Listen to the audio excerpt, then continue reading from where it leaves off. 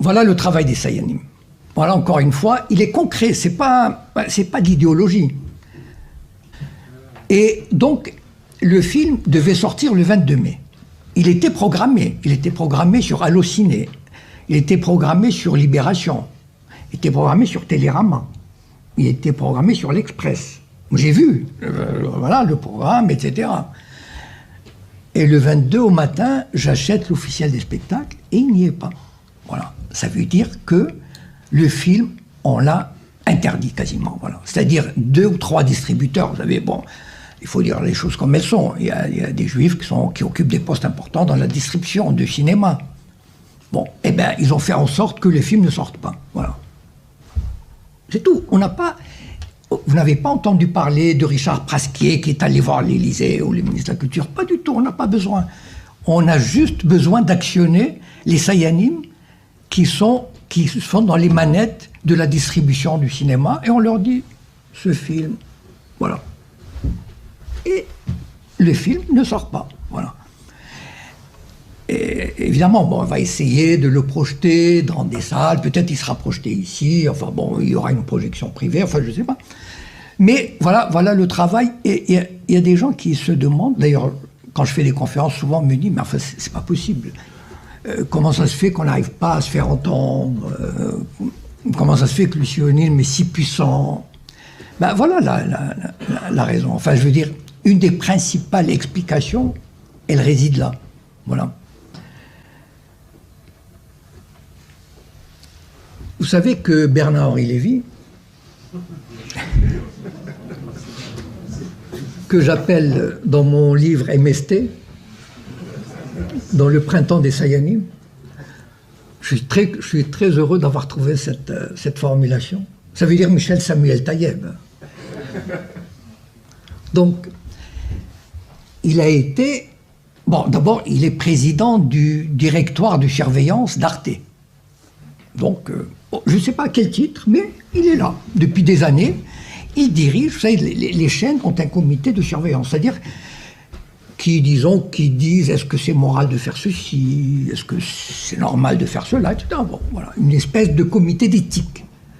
Et Bernard-Henri Lévy, il est président de la commission de... Enfin bon. Il a été président, je ne sais pas si vous savez, du Conseil national du cinéma pendant des années. C'est-à-dire, c'est lui qui donnait les bourses. Enfin, qui donnait... par exemple, quand on avait besoin d'un film, quand on veut faire un film, on a besoin d'avance sur recette. Sinon, il n'y a aucun film qui se fait sans avance sur recette. Aucun. Mais vous savez, les producteurs, bon, lui, ça veut dire qu'il détenait le pouvoir de donner l'avance sur recette. Donc les producteurs étaient à ses pieds. Voilà le pouvoir. Voilà le pouvoir. C'est-à-dire le pouvoir clandestin, le pouvoir caché, le pouvoir d'influencer sans paraître. On n'a pas besoin de paraître. On est là, dans les coulisses, et on tire les ficelles. Moi, je me suis intéressé à quelques personnages qui sont pratiquement inconnus du grand public et qui font un travail extraordinaire qui sont probablement des Sayanim, mais qui font un travail extraordinaire pour le Mossad. Il y a un type qui s'appelle François Zimré. Bon, je suis sûr que personne n'a entendu parler, mais enfin bon. Ou alors c'est exceptionnel. Bon. Pour ceux qui liront le roman, il est dépeint sous les traits de François Simagré. Bon, voilà. Donc,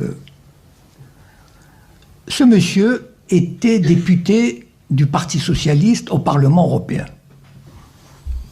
Il se démenait pour Israël. Vous ne pouvez pas vous imaginer. Chaque mois, il voulait emmener des députés à Tel Aviv pour leur montrer la réalité israélienne, que les médias déformaient, etc. Enfin, il était d'une activité telle que même le Parti socialiste, en 2007, il n'a pas voulu le représenter. Imaginez, le Parti socialiste qui se dit « Non, celui-là, c'est trop quand même. » Le Parti socialiste, il ne l'a pas représenté. Mais ne vous en faites pas, Sarkozy l'a nommé ambassadeur de France pour les droits de l'homme. Voilà. Donc depuis 4 ans, il est ambassadeur de France. Imaginez le travail d'un type comme ça. Imaginez seulement. le travail d'un type, le travail de sape, le travail de propagande qu'il fait en allant au Maroc, en Tunisie, etc., dans tous les pays, ambassadeur pour les droits de l'homme, alors que c'est un agent du Mossad, c'est un Sayan. Voilà. C'est ça le travail des Sayanim. Bon, je ne sais pas si... moi, je pense que je vais terminer parce que moi, je préfère... J'aime bien le débat. Donc, je voudrais dire juste une chose, enfin deux choses pour terminer. Pourquoi j'ai intitulé la conférence « Les Sayanim, une cinquième colonne au service d'Israël » Parce que, pour moi, les Sayanim sont des juifs français, enfin, pas tous les juifs, hein, les Sayanim, ceux qui acceptent de travailler pour le Mossad, les Français, les Anglais, les Américains, ils ont le cœur là-bas en Israël. Ils n'ont pas le cœur en France ni aux États-Unis. Ce sont, en cas de guerre, en cas de tension, ils choisiront plutôt Israël. Je sais comment ils fonctionnent. Et donc, c'est une cinquième colonne. C'est-à-dire, une cinquième colonne, ben, vous savez ce que c'est. Hein. Donc, voilà, ça veut dire que ce sont des agents étrangers qui travaillent pour leur pays d'origine. Voilà. Donc, il ne faut pas se leurrer. Bon. J'ai écrit Le Printemps des Sayanim pour des raisons... Vous savez, moi, avant, j'étais un romancier normal, entre guillemets. C'est-à-dire, j'écrivais sur l'amour, les femmes, enfin, etc. Moi. Mes romans étaient surtout sur la société marocaine. Voilà. Donc, j'en ai écrit 5. Bon. Et puis, un jour, je me suis dit, non, il faut... j'ai des idées, j'ai vu des choses, et il faut que je milite. Ma contribution au militantisme, palestinien et antisioniste, c'est de faire cet ouvrage sur les Sayanim.